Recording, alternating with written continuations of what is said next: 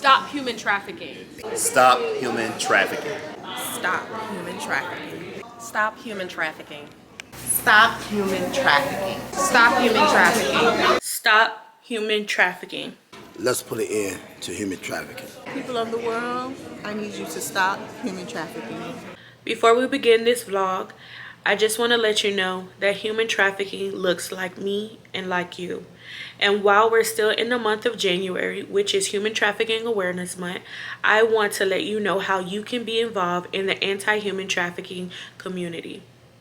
If you suspect human trafficking of any kind, please dial the number on the screen.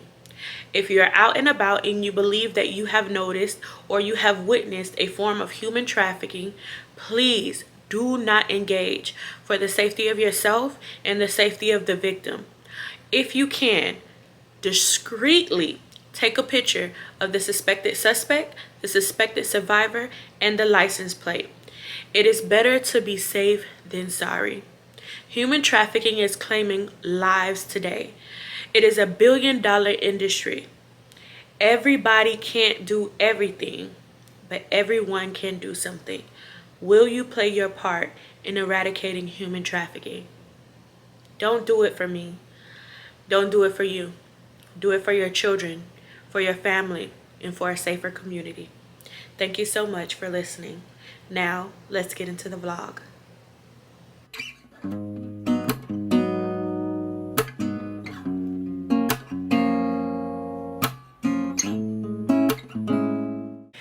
Good morning. Good morning.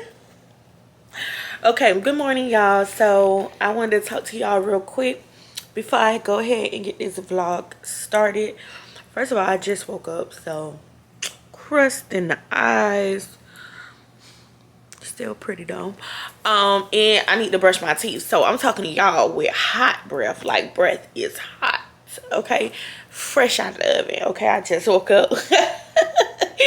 And so today I'm doing a vlog because I want to take you all with me this weekend. This weekend is gonna be a trailblazing weekend. Now, the first thing that I want to say is that today is, oh child, I don't know the time. Hold on, let me go get my phone and be right back. Okay, yeah, I had to sit y'all on the tripod because y'all heavy. Let me just say that y'all is heavy.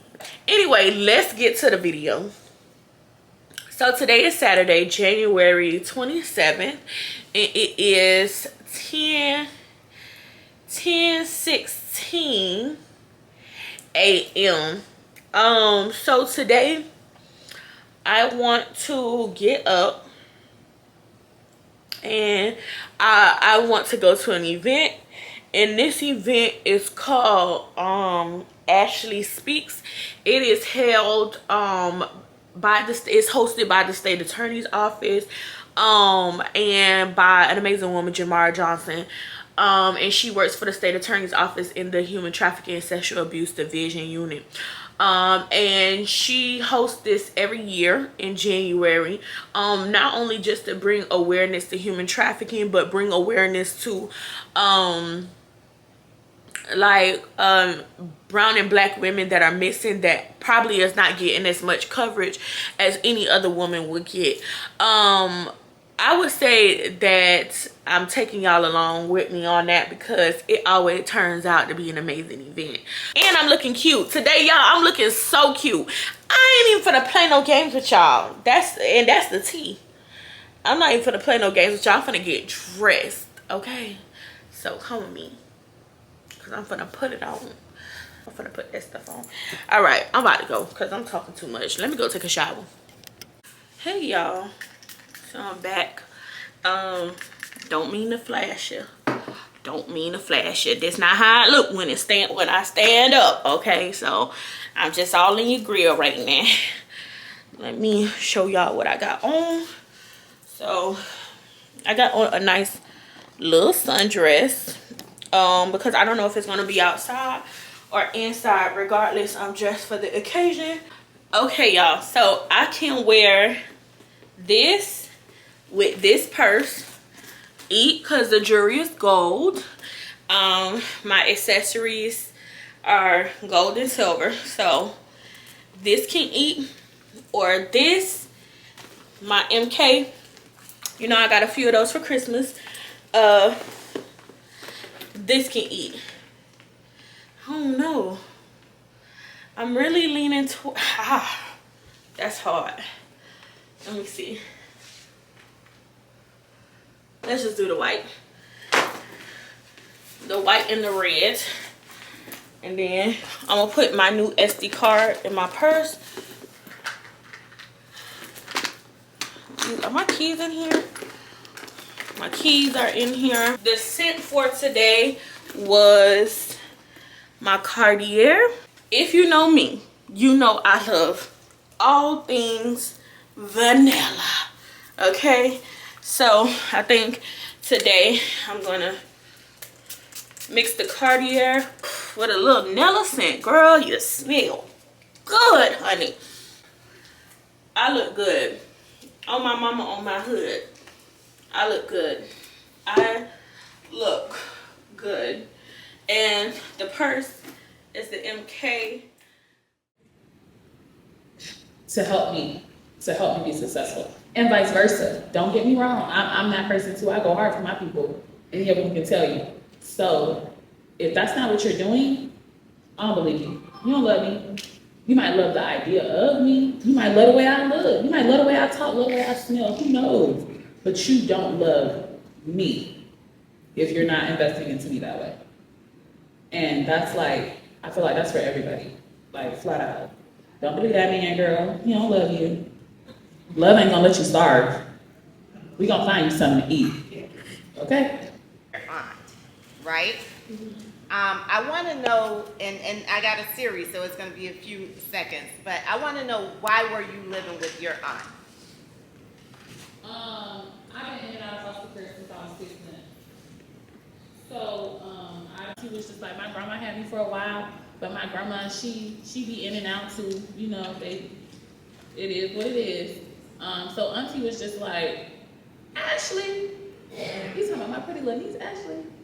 Bring her right on over. And And that's how she got me. I asked that question because in our community and culture, a lot of us live in kinship homes. Mm-hmm. And for that to happen, where you got, in the house of your aunt, it's so many black and brown children that are in situations like Grandma that. house, I call it grandmama, yup, and TT house, yup. So my next question is, in the midst of that house, were there any violations in the house? Was it anything besides, was it verbal abuse, physical abuse, sexual abuse, anything that took place prior to you being subject to working? Violence, my cousins used to be fighting on me. I was real small, y'all, so I was like, at 14, I was wearing a 00. I could still wear 14, 16 clothes. So I was really small. So they used to be fighting on me. I talked like this. They would slap dead in the middle of the hood. So they definitely exploited that. It's like, oh, you talk like a white girl. You think you better than somebody because you red. All that stuff. You think you something because you got long hair. Mind you, I'm homeless without parents. Don't think I'm better than nobody. But that's what they used to just say, little stuff like that. So yeah, I guess verbal abuse, physical abuse. Yeah, me and my cousin used to fight because I was small, so they used to feel like they could jump up on me. But one thing they don't know, the bigger you is, the harder you fall. So I don't mind. I got up on my tippy toes. I used to defend myself. So it just was what it was. And they used to steal all my stuff too. Like my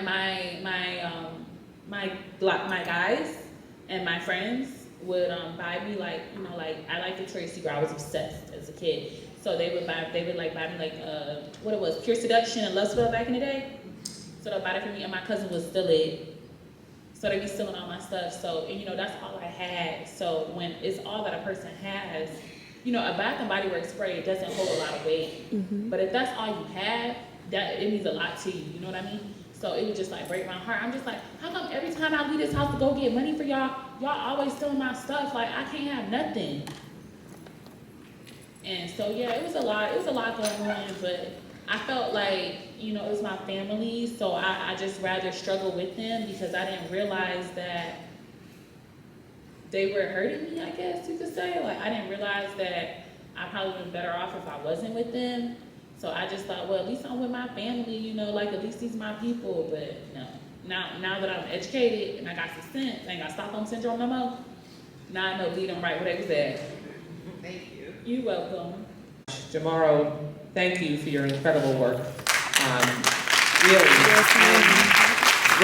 the testimony to that work is Ashley's story and the courage that she had to share that story. Actually, I wasn't here for all of the Q&A and your remarkable talk, but congratulations on your courage and your leadership and your willingness to give back to others and help make sure that your story and your experiences are not repeated. Oh. Hey y'all, so I finally made it to the event and I see my survivor sister. You got an Instagram? I do. You want them to follow your Instagram? Girl, it's long, so I gotta look at it. Well, she gonna text it to me. I'm gonna put it at the bottom of the screen. This is my survivor sister. I'm so grateful to be here today because how you felt about the event? Like, I felt it was really good, but most importantly, I'm glad to see you. Yeah. Yeah, when I saw you came, like, I'll be honest, I kind of felt families here. And so I had to make my way to see you. I love you so much. It's so good that God can bring together people who have overcome a certain part of life and that we can feel like sisters, because the world will make black women like go against each other and in competition. This my sister, she's doing great things and I'm just so grateful to have you. No, like the first time I met you, you were doing groups at Project Gold. Really? Yes. And I remember you got up there and you were speaking and some of the girls was trying to, and you were like, look, I put my heart in this. And I was like, yes, put some respect on sis. And from then on, I was like, I like this girl. I like her. I like that fire in her. And since then, I'm like, how can I find her? How can I get in touch with her? And so, yeah. I think I do remember you from Project Gold, but I think I seen you at a speaking event. Yeah. And that's when I like first noticed you. I'm like, I said to myself, I was like, this woman has so much poise. She's so sweet and like she is graceful. And I was like, I definitely wish that more survivors will be able to heal, to do like what we're doing for the community, because the truth of the matter is, and people don't talk about this a lot, is that a lot of human trafficking survivors, there are people that don't make it out. Like there are people that don't become success stories or go back into the field and give back to the community. There's some that are not even living with us today. So this is why this cause is so important, and it is so important for God to heal some of us so we can go back and blow the trumpet and blow the horn and say, this is a problem. It's a problem. The thing is, we don't have to do it separately. We can do it together. Wherever you need support, I'm here for you. You know it. Wherever I need support, I know you're there. Period. But yeah, it feels really good to see you shine. And I'll just say, keep pushing, no matter what. Like, yes, it gets tough. Believe me, it gets tough. Yeah. But you gotta keep pushing because we need each other in this. We do. Yeah. It feels good. Like, I feel like sometimes I make my job, my work, the forefront in order not to. You feel me? You feel what I'm cooking? I feel what you're cooking. No, for real. I feel you. And I had this conversation with another survivor. And actually, when I was interviewing for the OVC HTC position as a consultant, one of the interviewees asked me a question about my life outside of trafficking. And I'll be honest, I got stuck for a moment. And originally, I actually ran from this. I went the other direction. Nope, I don't want to be a part of this. But, you need to network with others. Yeah, you want to meet back up in here, or you want to come with me? I can come with you. Okay.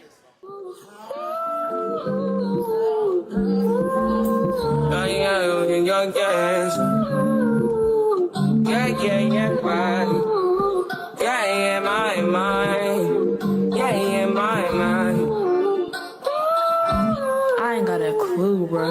I said 5 in the morning. I wake up to 5 of my earnings. Fear in my mind is a warning. Pray to the one you're relying. I've been wandering all day. Tried to be fine, but I can't be. The noise in my mind wouldn't leave me. Tried to get by, but I'm burning. I'm behind.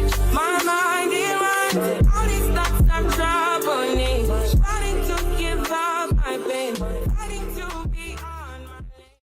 Hey y'all, I've had an amazing day. I'm glad I had this time off because now I was able to do exactly what I love to do, and that's just hang out and put my time towards other things that I'm really passionate about. It is just so breathtaking to see the growth of survivors. We deserve our flowers. She deserves her flowers. She deserves the recognition. She deserves the compliments. She has so much resilience, so much strength, so much tenacity, and I'm just so honored. Like, it really does warm my heart, and I don't speak of this often, but it really does warm my heart to see other survivors tell their story in such a way, you know, that people hear us, you know. It's one voice, one band, one sound, and we are all State Attorney's Office, BSO, Lauderhill Police Department, DCL, CSC, Broward County Human Trafficking Coalition. We're all trying to hit these drums hard to bring awareness to our community about the signs of human trafficking. And I just love, it melts my heart to see survivors going from surviving to thriving, and that's just very important to me. To see someone start their healing journey, to see someone speak on what they have gone through, and I just know that feeling.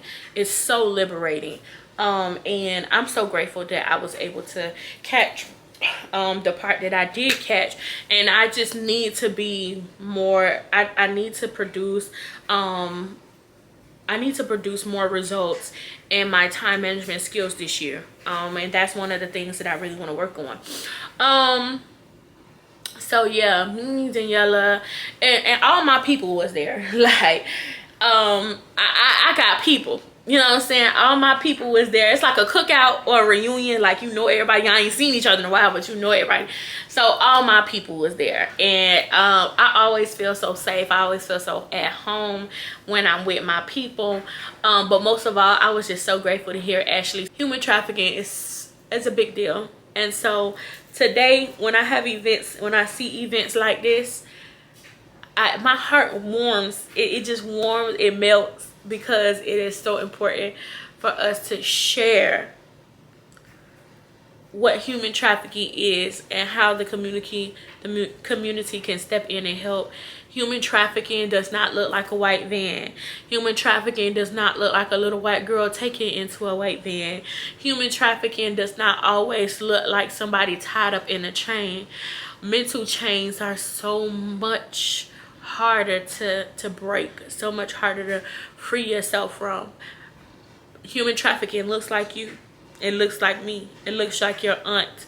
It looks like your uncle. It looks like anyone, your niece, your nephew, your sister, your brother, your mama, your papa, like whoever. It looks like you. It sounds like you. It sounds like your culture. It's in our backyard. And we have to do our best with educating each other on human trafficking. So that is my spiel. I don't want the video to be too long, but 9 times out of 10 it's gonna be long because it's the weekend, and I'm gonna keep in majority of what I'm saying because I kind of want to learn from my mistakes, but I also want to be authentic as much as I can with the beginning process of creating these vlogs and creating my channel. And then as time progresses, then I'll get better at vlogging. I'll get better at making my point easier or quicker. But I have an ADHD, so I be here, there, everywhere, keep up, and I try to go. My mom be like, okay, that, and then go back to that line. Like, it's hard, but nevertheless, that was how today went.